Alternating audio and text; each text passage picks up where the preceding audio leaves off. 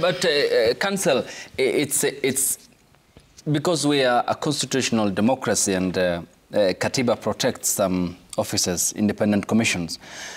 One very generous aspect of Rigathi Gachagua was that he provided us with the political coalition agreements that were signed, including the sharing of positions that included constitutional offices even before the Kenya Kwanza coalition won power. You also talk about how these positions are shared. The problem of state capture was identified by the president in his manifesto, but following it up and implementing, why is it then suddenly becomes a problem? Are we demanding? Is that what we are demanding for? Because at least one of the things that Raila said is that we need to sit. We're not going to have this unless we sit. These problems are not going to be solved by a government, by one person. The president is not going to solve it. It's the same thing you're saying. The way the police operate with us, we're not going to solve that by somebody talking from a political platform. We are going to have to sit and talk and say, this is what we want. Then we tell the government, this is the way we want things done. And then they implement it. So if we are talking about state capture with the police, we need to sit and talk about it. Yeah. Okay. And Martin, Senator, let me just get the, also because of experience and the well near me here to get some information. How then do we end this? Because suddenly we have a way of politically identifying the problematic areas, but it becomes a steep slope when following up on the implementation. I think the president came up into office with a manifesto and a promise to fight corruption. And I think we must know where the problem is, Abdikadir. The problem of corruption, in my view, is deeply rooted in what we call capitalism, which is now being disguised as democracy.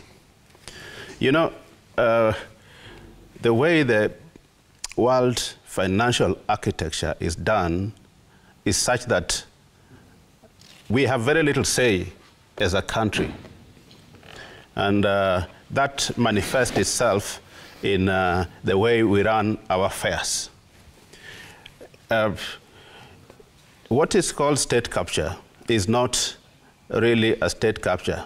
It is the work of the capitalists. And soon you hear that we are doing what is called privatization. These kind of things are a form of corruption. But the way they manifest themselves, you want to blame it on us as Kenyans. And privatization, which is normally a prescription of the IMF, is just to free money to be able to pay our debts. That's why we are being told our state corporations are gobbling money. If you look at countries that are well developed, and I have in mind countries like China, they thrive on the enterprise of the state corporations. And that way, there's no misuse of money. We get value for our money. And in the wisdom of Kenyans, when we got independence, we realized that there are certain things that could only be done by state corporations. Okay. But today, there's a chorus that state corporations are inefficient, state corporations are draining the exchequer. There is no private enterprise that can play the role that state corporations are playing. And in succumbing to that call of privatizing our state corporations, we are draining our exchequer even more. And we are liquidating ourselves in effect. And we are rendering our people unemployed. And we are weakening our economy. So if there is a state capture, then it is a capture by the capitalists who are invisible and also invincible. Okay. And that is where we should take our spotlight. Okay. Yes, Senator, your hand was up. I'll come to you, Philip. Maybe the fight against corruption is, you cannot fix it within 3 years. I see people bashing the president. This is a culture that has lived with us for the last 60 years, number one. And I'm happy that for the first time in the history, President William Ruto has talked about corruption openly and the fight against it, even calling out Parliament at some point that there is corruption in Parliament, judiciary, counties. But the problem is the Constitution, because the EACC is up to them. We have appropriated necessary resources to EACC and DPP. There is a fight. You saw they were fumbling over Obado case. So the corruption is everywhere. I think as a country we should even be taxing proceeds of corruption, because it is other. By the way, to be honest, in other countries they call it lobbying, in other countries they call it 10%. Other countries have pursued that issue, but the fight against corruption cannot be finished within, because I can tell you as a parliamentarian, having served, and I sat as the chair in the last session before I was de-whipped by Uhuru Kenyatta and his help. and the president then, I remember AG Kihara Kariuki, the issue of multi-agency team, was then, we used to sit with that team. When the president formed the other day that let us have a coordinated fight against corruption, not per se on the role of DPP or the EACC or DCI, it was just to have a synchronized engagement on how corruption can be fought unitedly. You and me agree, and by the way, later today at around 10, God willing, we shall, as the Senate Public Accounts Committee, we are meeting the EACC. We want to know the status of the fight against corruption in counties, because there is a lot of money being lost. There is a lot of pilferage being lost. I was in Machakos the other day. You see revenue leakages. There is a lot of corruption in the national executive. You saw the other day the issue of edible oil scandal that did happen a few months ago.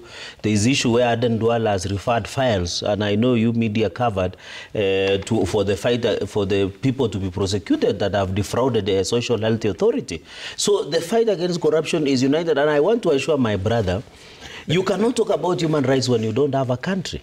I agree with Mwange that we must talk. Today, if Kenya goes down, where will we sit to discuss about President William Ruto's agenda or the performance or challenges? So, where will we sit when we have challenges? Where will you discuss human rights when you don't have a country? Okay. And therefore, the success and 3 years that the president, there are many success. I'm happy that Citizen TV yesterday, even you carried a story about Mukuru kwa the affordable housing. You saw the success stories. To that person that has gotten a dignity of living into a house that has respect, that houses, is much more important than what our brother wants to allude. Yeah, but there are many projects. But by the way, so that it's fair, because there is a right to reply. Yes. There is a Carmeno Dam. There are so many dams and many projects that are ongoing in this country. And they were we was being reminded that during Meles Zenawi, that project started.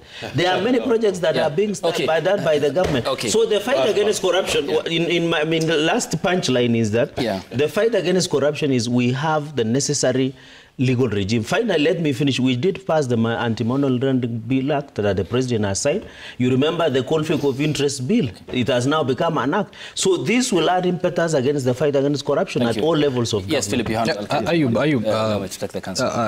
this conversation is very interesting because we have the benefit of people like Senator Cherargei and, of course, counsel here. But I would want to be very specific to the judiciary, because that is where we practice the law every day. For instance, I always go to court each and every other day. And it is also a very sad trend, specifically at the judiciary, where we are seeing what we call now, what is commonly referred to as juris pesa, where for you to get justice, you must give out something. And that is something which we need a concerted effort. I have heard senators say that we have laws like the Anti-Money Laundering Act and, of course, the Conflict of Interest Bill, which was passed. These are very beautiful laws, very glossy. In fact, even before that, Senator, you will agree with me that we even had the Bribery Act, all right? But the problem is not the laws that we have in this country. The problem is the willingness and the concerted effort that we need in order to fight this corruption. The president is really trying. if you look at, for example, and I'm not here to support, I'm not holding brief for the president, by the way. I'm just an independent, I'm just giving an independent legal and humble opinion. If you look at the e-procurement, for example, it is meant to provide procurement services in such a very transparent way and with a lot of accountability. But we have also seen forces of, people like the Council of Governors coming forward and saying that we don't need this thing. All right? There are even other sectors of this economy that are totally opposed to it. So you wonder, if you cannot do, if you cannot procure your services through the technology that has been set in place, then which other place? It only points to one thing, that we have a society that is very resistant to change. It is about ourselves as a human being. Okay. Yeah, we are resistant to change, but we need. That is why we need a lot of soul searching, as a country, and to ask ourselves: do we need to move forward and adopt the new ways of addressing our issues or not? But it is not the laws. The laws are there, but the willingness is not there. Okay. Yes, Hashian, come to you. I always like this quip which says, patriotism is the last refuge of a scoundrel. The president came to power by sitting on the massive class divisions that we have in this country. His narrative, as my learned friend there has put, was to privatize everything and start something called bottom-up. You can never privatize anything and start with bottom-up. It's actually the opposite. Instead of us having a bottom-up economic system, we have a trickle-down economic system. And my learned friend, Mr. Ogindo, is quite correct in saying that the tautology of the World Bank and the IMF today is at the heart of our Ministry of Finance. And it is particularly ironic that the member of the Orange Democratic Movement is the Minister of Finance, who holds social democratic values of that party. And he is now practicing right-wing neoliberal policies that are making this country poor. So I want to support the statements of my learned friend there. And the reason I support them is that the president went to the dam. This dam that we're talking about is quite revolutionary in Ethiopia. Ethiopia is 150 million people, and 70% of them have no light. So there's going to be light in Ethiopia. And what else is going to do? There's going to be downstream. It's going to be other economic spin-offs. So I could see all the presidents in the region in awe of Mr. Abiy and saying, look at what you have built. We want that kind of thinking in our own country. We want that. We don't want my learned friend on the left, the senator from Nandi, to tell us that the housing policy is working when the whole country knows that it's not working. We also want the senator on my left to tell us that the economy is working, and everybody in this country knows that the economy is not working. We know that the police system and the crime and punishment system is not working, that the president has got the lowest levels of confidence in this country since independence.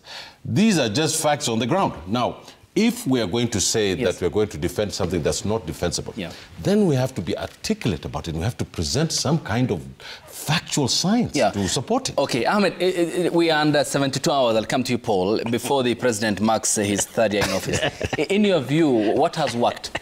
Yeah, because... Well, let me tell you. Can I just tell you what has worked? No, you've asked me a question. No. It's a fact. It's a fact. The public knows it. I am expressing the public... In your view, it's my question. He has his time. Can you hold the senator in hold, please? Order. Senator, order. Order, please. He has a right of rebuttal, but it's my time.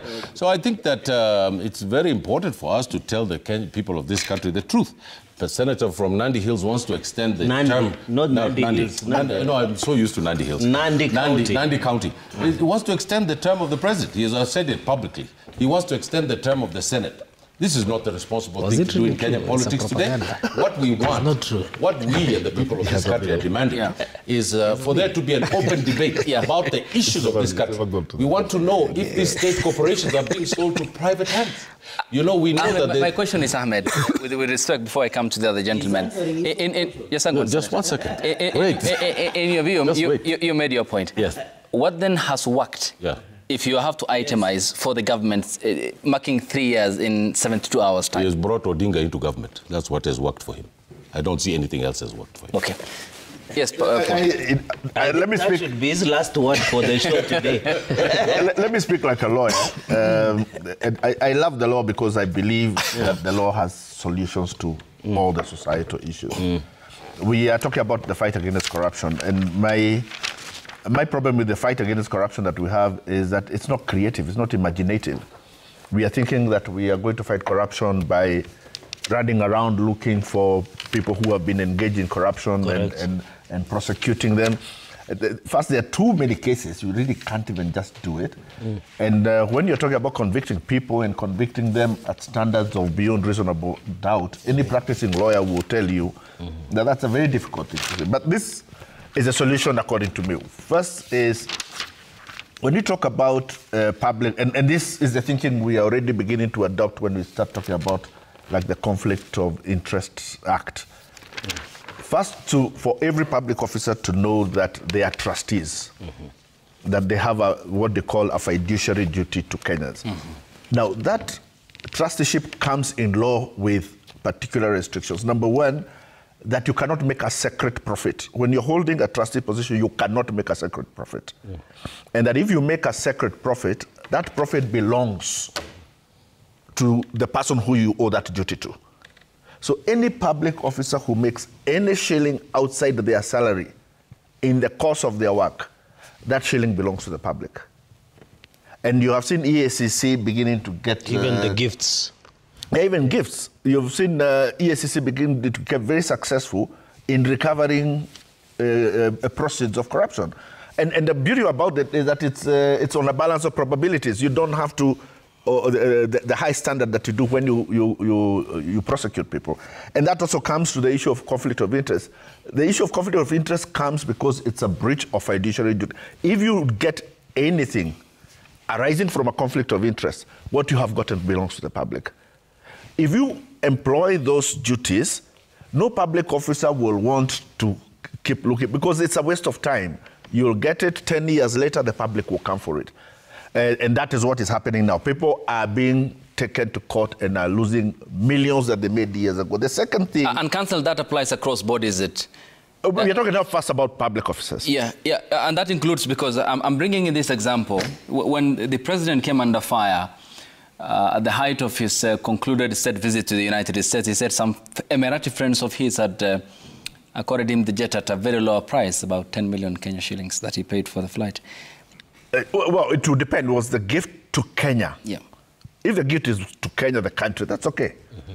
It would be, if it was the gift was to him, then he would have... declare. Yeah, he would have to get... I once accompanied Prime Minister to Istanbul when I was working as his advisor. And when we went to Istanbul, we were given a lot of gifts. And we came back to Kenya, and I told him, boss, those things belong to Kenyans. And we had a trip. We had to go to the house with all those gifts that we received from Istanbul and publicly handed over to Parliament. Because as Prime Minister, he was answerable to Parliament on the issue of the public need. The second thing is the issue of handling corruption money. I am a school. I am dealing with a government employee. This employee has 3 students in my school and is paying 500,000 shillings every month to educate these children. I have a responsibility to find out where are you getting your money. Because it is possible that I'm handling stolen property. You are laundering them. You're laundering. So we must take the responsibility also to the private sector. Okay. And to tell you, if this man comes and pays you with money that we find out later was corrupt money, you are the one who will return it. If you're selling a car worth 10 million and it is found out that that 10 million was out of a corrupt deal he did, we will forget Ahmed. We will tell you that money still belongs to Kenya. And there is a remedy in law called tracing. Okay. That so long as that money belonged to Kenyan in the first place. Like the Brazil car wash scandal, Yes. remember? You can trace every shilling to whoever handles it. And once it is traced to you, it does not matter. We will ask for that shilling. Okay. Then people will start asking public officers when they come to buy this because and ask him, where did you get your money? And if you cannot prove that this money comes from some business you did or from your salary, I will not touch your money. Then all of a sudden, the corruption proceeds will be meaningless because you can't do anything with it. Yes. Yes, Philip.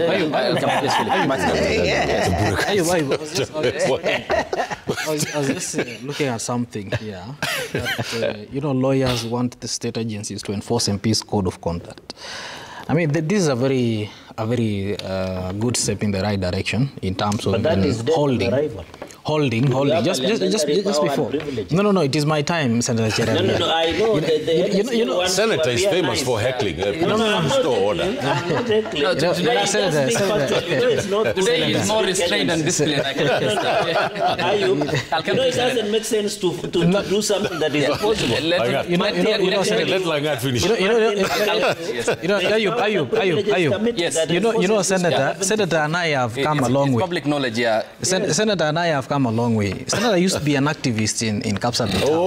And then I was in his campaign team. Yeah. And then when he got power now, Senator disappeared.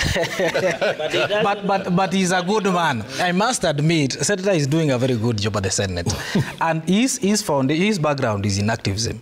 That is why you see him always trying to. But I like Senator Cherargei because he has really brought inspiration to the leadership. But let me just say something.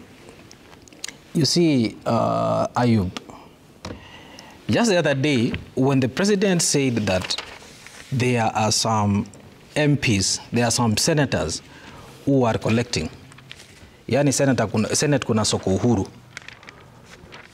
The next day, we saw a lot of MPs rising on point of orders, saying that, President, you asked us to pass this bill for you, and we did it. You asked us to pass the anti-money laundering bill for you, and we did it.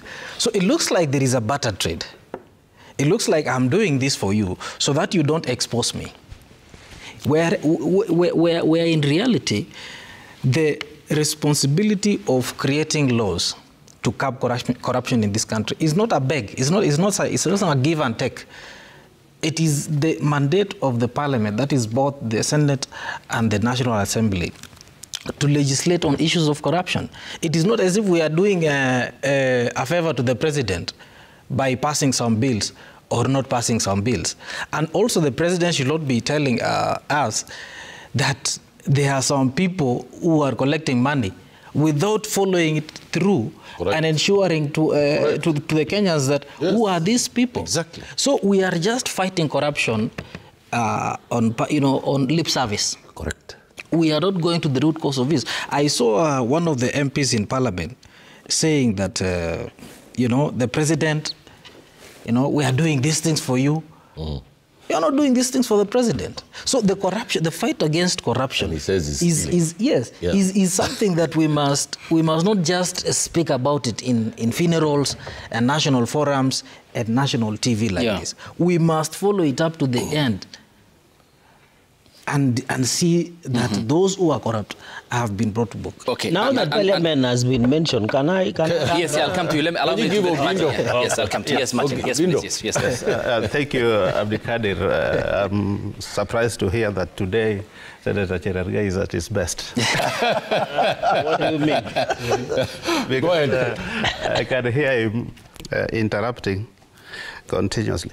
But what I want to say is that I know on the invitation, this thing was framed like, let's discuss Ruto at 3, fight against corruption.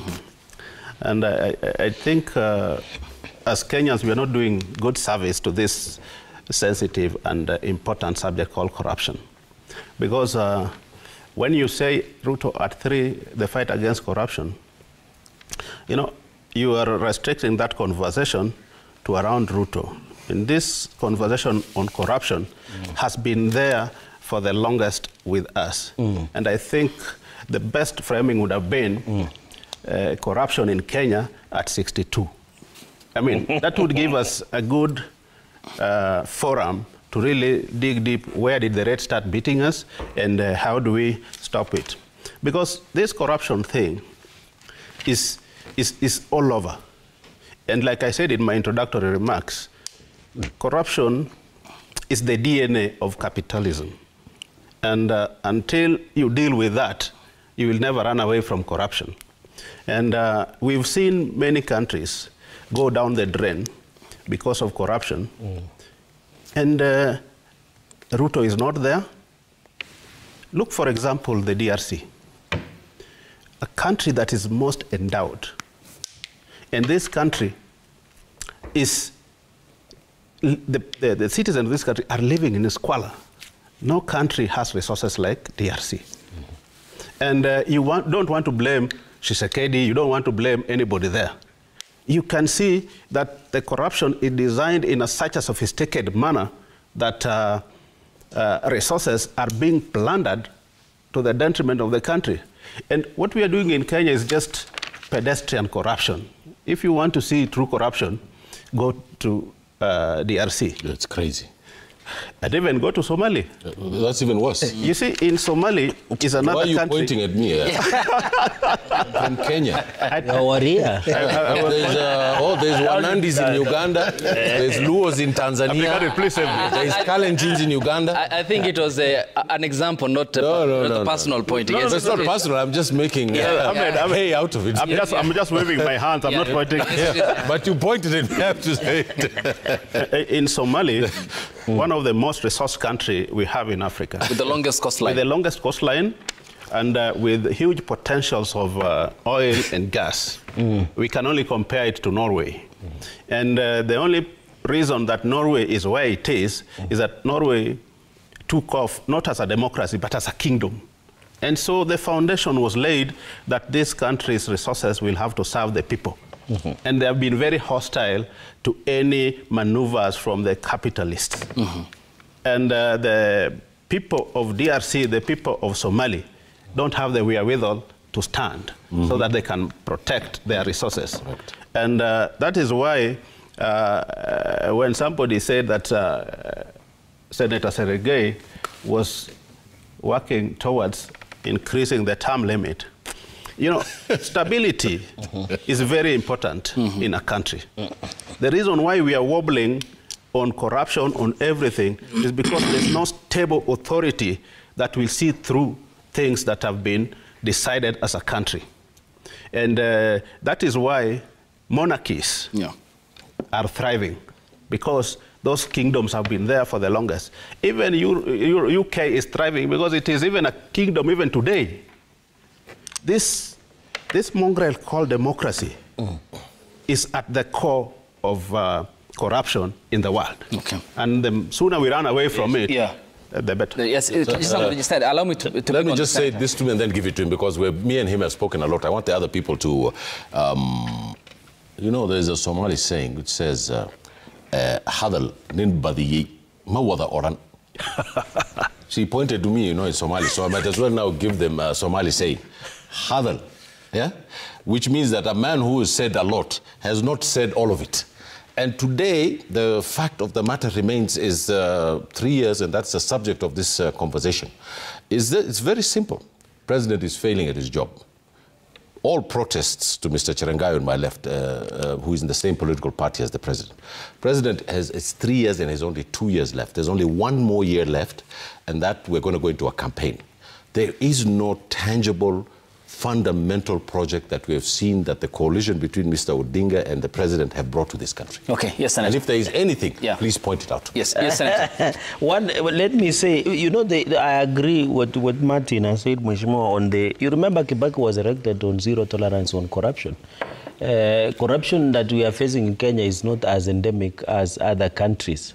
And we have to ensure we fight it. And that is why I think in 2010 Constitution, the EACC was mandated in the fight against corruption. We are seeing in counties, he will tell you governors from his region are buying high-rise buildings. I've said it here. I've said it here. In Malindi. You're right. I've said it here. They are shopping in Dubai. Absolutely correct. So I agree with Mheshimiwa Mwangi, Wakili, that we need to punish corruption so that when you accuse Stephen of corruption, you commit suicide. Like when you are like in Japan. Because yes, when you are even mentioned that there is a rumor that you are corrupt, you should go and commit suicide, and then you leave us in peace. But you don't rest in peace. So Senator, to ask you this, you'll proceed to ask you this, because you have said that when you accuse, you should commit suicide. Yes. Should the 416 bicameral members do so because the president accused them of corruption? If there is rumors, you know, the threshold, the pedestal, and by the way, I've dared, and personally speaking for myself, I am not aware, I've never been approached for any bribery. And if there is any evidence, I'm willing to be subjected to criminal justice system. I'm saying the threshold of being accused either for being not integrity because of corruption should force what we are seeing in Japan. And therefore, the other issue is that you remember Kibaki came to power on account of zero tolerance on corruption. So as a country, this has been a serious issue that we must address collectively. And I agree with Martin when he says we should look beyond President William Ruto because we already have political goodwill. But it is not, you know, by the way, if today, you remember when MAT was formed, people were saying, you know, the president wants to direct the DPP. When he wanted to speak about corruption, people were saying, allow ESCC to do their job. So we should allow, and I think, Martin, where you left, we should allow a monarchy or a kingdom to run the country because that is absolutism. Yeah. When you go to Saudi Arabia, the UAE, and I like them, by the way, the royal, the UAE, the Sheikh, those run those countries, when they say they want to build a road, they build it, they mean it. So when people go, you know, this issue of imperialism and human rights, when you want even to construct a road in Kibra, some activists will rush to court, block. You remember the panel on compensating the victims that Prime Minister Raila Odinga was pushing. Somebody has rushed to court. Yet Kenyans want those victims of police brutality or people who are killed to be compensated. So on the issue of parliament... But when the state kills and forms compensation committee, is it also budgeted killings? No, it's not the budgeted killings. We have agreed, by the way, the inquest of Rek Masai and other cases are ongoing, the investigations and prosecution. So you cannot say... Let me just put a word for you in what you're trying to say. The problem with the corruption in Kenya is because we cannot punish it adequately. And I know that is the point. Correct. I agree, yes. And if only we were able to punish corruption, it would stop. It will stop. Yeah. If one day we just say so-and-so is corrupt, parade them at the Uhuru Park, fire them, then the rest of the corrupt people will commit suicide. Correct. And we will end it. But why can't we do it? Because of this fallacy called democracy. Democracy, human rights. That is why the monarchies are surviving. Because you play around, you are dead meat. Can I finish? Yes, Senator. So what we are saying, I wanted to, you know, in Parliament, and this is just to conclude on LSK, there are many lawyers eating people's money. What is LSK doing about it? If today you ask LSK to punish some lawyers who are eating money of clients in insurance and run down claims, they will tell you we have internal disciplinary mechanism. In Parliament, he knows we have powers and privileges committee. Chaired by the Speaker. In fact, chaired by the Speaker. We have summoned a number of members, including George Koimburi and a number of them, even the former Senator Orwoba. He appeared before parliamentary powers and privilege. So let us allow the internal mechanisms to deal with. But on the issue of corruption, we must agree that, and the President has said this, and even the speakers of both houses have requested the President to provide evidence on how we can ensure these members of Parliament who are facing corruption or receive bribery to pass bills so that they are being prosecuted. I want to say something. And then on the issue of term limits, I'll come to you. Yes. You'll come back to Senator. Yes. First of all, corruption must not only be looked at from the economic perspective alone. I want to move away from that conversation and say that corruption is also, you know, socially speaking, how we relate with one another. We have seen a lot of influx of people who do not have, for example, national identities. We do not know whether they are Somalis. I'm sorry to use that example, but it has played out here. That's cool. But we do not know whether they are Somalis. We don't know whether they are Nigerians. and the crimes they are committing are dangerous crimes. So even how we relate to, you know, our neighboring countries is also can be considered, in my own view, as if you are not careful, that might be termed as corruption. Because we see a lot of things happening in this country. A lot of people do not know whether you are Nigerian, we don't know whether you are what and so forth.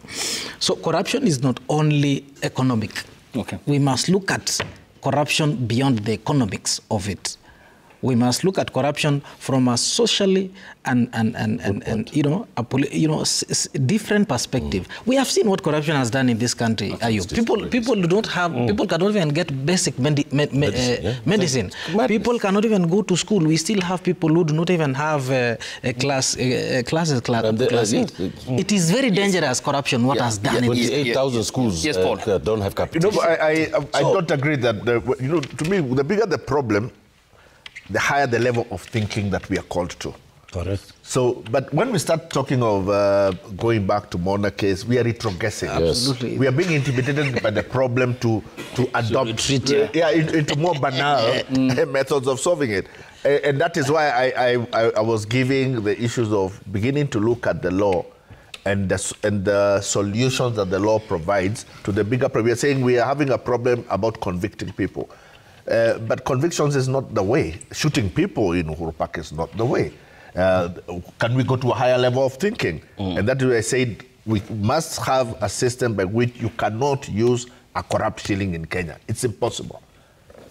And the moment that you cannot spend corrupt money in Kenya, nobody will want to, because what are you going to do with it? You can't bank it. Yes. You can't take your children to school. You can't, if you are selling property, and you come and you buy a house from me and you use corrupt money, I, as a seller of that property, know that the day the EACC will come, they will want that money. Yes.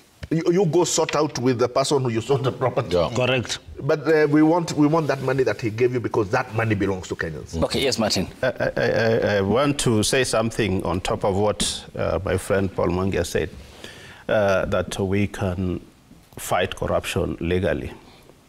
I don't think so.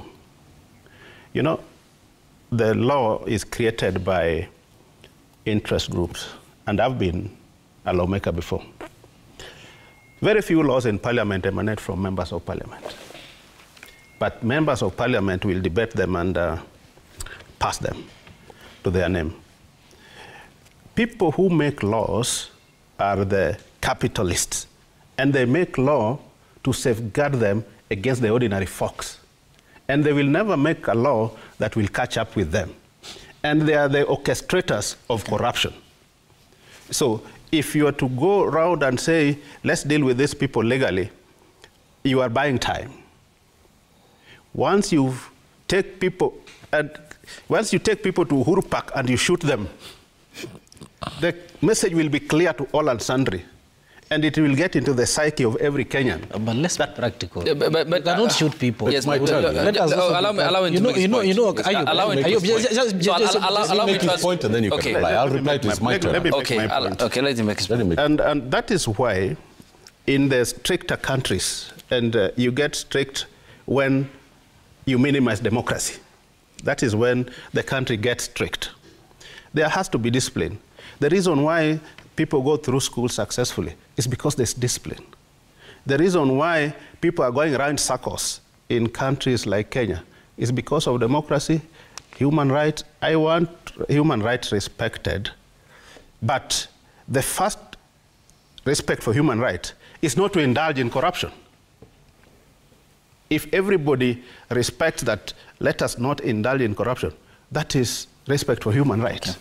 But those who interfere with the rights of others by dipping their hands into the till that is meant for everybody, for themselves, I think those people don't deserve to live. Point made. So let's sample the feedback here, Ahmed, because we also engaged our viewers at home to take part in the conversation we're having here on Daybreak. The hashtag on X is Citizen Daybreak. The SMS code is 22422 at Citizen TV Kenya and at Ayub Abdikadir. Here's what you're saying. The first one is from Bobo Tiono Wino. He says Kenya is easily running into a lawless country with the latest killing of lawyer Chalo. Same style like the late MP Were, with motorbikes and border riders setting ablaze vehicles, involved in with them in accidents. The next one is from Frank Orinde, who says the standoff between the National Police Service and the National Police Service Commission, which we had discussed here over the recruitment, isn't just tough wars, it's about who holds the real power in shaping the service. Until roles are clarified, transparency and trust in police hiring remains in limbo.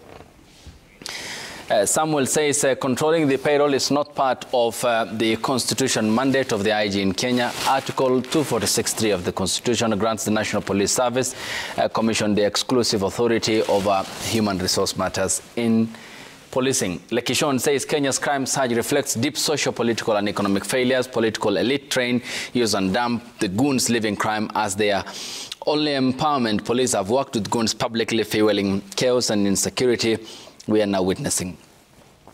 Samuel says again, fighting corruption might just require dealing with corrupt judges ruthlessly. Kenyan courts are great enablers of corruption. Sections of the new law might just be rendered ineffective by courts.